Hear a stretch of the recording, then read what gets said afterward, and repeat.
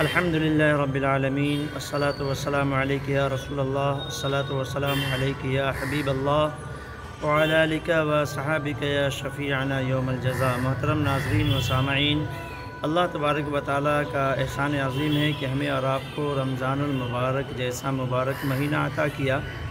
اس پہ شکر ادا کریں اور اللہ تبارک و تعالیٰ سے ہمیشہ ڈرتے رہیں اور اللہ اور اس کے رسول اعظم صلی اللہ تعالیٰ علیہ وسلم کے فرامین پہ عمل کریں۔ میرے دوستو، سالوں بھر ہم گناہ کرتے ہیں، لیکن اگر اس ماہ مبارک میں اگر آپ صدق دل سے توبہ کر لیتے ہیں تو اللہ تبارک و تعالیٰ آپ کی تمام گناہوں کو معاف فرمائے گا۔ اور ایک بات کو یاد رکھیں کہ ہمیشہ جو صحبت ہوتی ہے اچھوں کے ساتھ ہونی چاہیے۔ برے کی صحبت انسان کو برا بنا دیتا ہے، اور جب وہ برا بن جاتا ہے تو لوٹنا بڑا مشکل ہوتا ہے، چونکہ وہ لوٹنا چاہتا بھی ہے پھر بھی لوٹ کر نہیں آ سکتا۔ میں آپ کو ایک واقعہ سناؤں جو مولانا روم رحمۃ اللہ علیہ اپنی کتاب میں لکھتے ہیں کہ ایک مرتبہ سیدنا عیسیٰ علیہ نبینا علیہ الصلاۃ والسلام فرعون سے کہتے ہیں، فرعون تو ایمان لے آ، اگر تم ایمان لے آتے ہو تو آخرت تو تمہاری اچھی ہو ہی جائے گی، آخرت سنور جائے گی، اور دنیا میں بھی اللہ تبارک و تعالیٰ تمہیں 4 نعمتیں عطا فرمائے گا۔ اللہ اکبر۔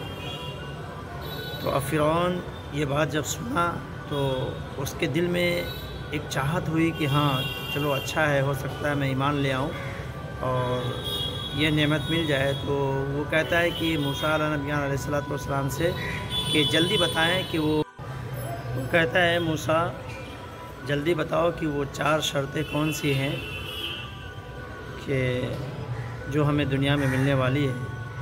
تو اللہ کے نبی سیدنا موسیٰ علیہ نبینا علیہ الصلوۃ والسلام ارشاد فرماتے ہیں کہ پہلی شرط یہ ہے، پہلی جو نعمت تمہیں ملے گی وہ یہ ہے کہ ہمیشہ تم صحت یاب رہو گے، یعنی کبھی بیمار نہیں پڑو گے، تندرستی تمہاری رہے گی، اور دوسری یہ کہ کبھی بیمار نہیں پڑو گے۔ اللہ اکبر۔ اور تیسری یہ کہ ہمیشہ تم جوان رہو گے۔ اللہ اکبر۔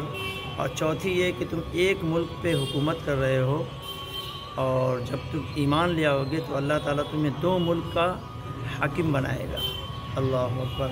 جب یہ سنا تو اس کے دل میں چاہت ہوئی کہ ہاں ایمان جتنی جلد ہو تو ایمان لے آ، اس لیے کہ اس میں اگر تاخیر کیا تو ہو سکتا ہے کہ تمہارے حصے سے یہ موقع نکل جائے، اور تو اس بارے میں کسی سے مشورہ نہ کر۔ حضرت عائشہ فرماتی ہے کسی سے مشورہ نہ کر، تو ڈائریکٹ جاؤ موسیٰ علیہ الصلوۃ والسلام کے ہاتھ پہ بیعت کر لے، اور اللہ تبارک و تعالیٰ یوں سمجھ لے کہ پوری رحمتیں تمہارے اوپر برسا دیا ہے، ورنہ تیرے جیسا گنہگار جس کو اللہ کبھی نہ بخشے۔ اللہ اکبر۔ اور پھر اللہ کی طرف سے یہ تجھے دعوت ملی ہے تو جتنا جلد ہو قبول کر لے، ایسا نہ ہو کہ لیٹ ہو جائے۔ لیکن بدبختی میں جو زندگی گزارتا ہے، بد کرداری میں جو زندگی گزارتا ہے، جاہلانہ انداز میں جو زندگی گزارتا ہے، تو اس کا حال کیا ہوتا ہے۔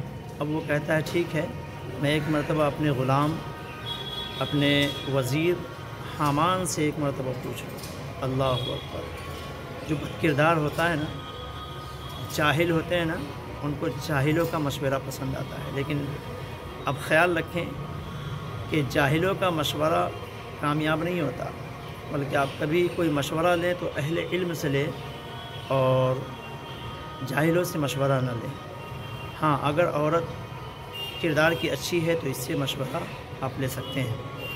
اب وہ حامان سے مشورہ لینے جاتا ہے تو وہ کہتا ہے، فوراً اپنے تاج کو اتار کر پھینک دیتا ہے اور غضب میں آ جاتا ہے اور کہتا ہے، اے فرعون، تو کہنا کیا چاہ رہا ہے؟ تو خدا ہے اور خدا سے بندہ بننا چاہتا ہے؟ تو میں اس کو نہیں دیکھ سکتا، ایسا کر تو مجھے پہلے ذبح کر دے، مجھے مار دے،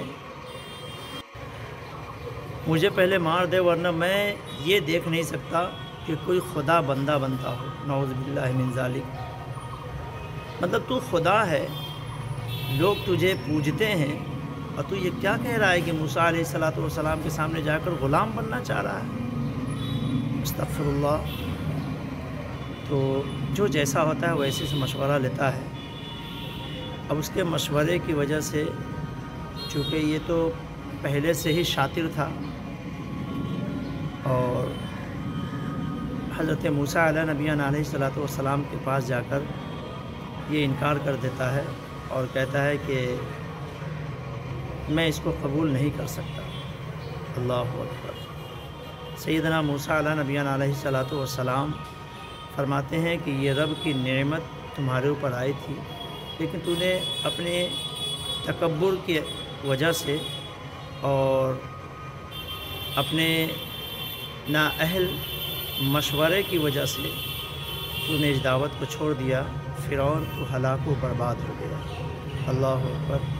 تو اس حکایت سے پتہ کیا چلا میرے دوستو کہ انسان کو ہمیشہ اہل علم سے مشورہ لینی چاہیے اور اہل علم کے پاس بیٹھنا چاہیے۔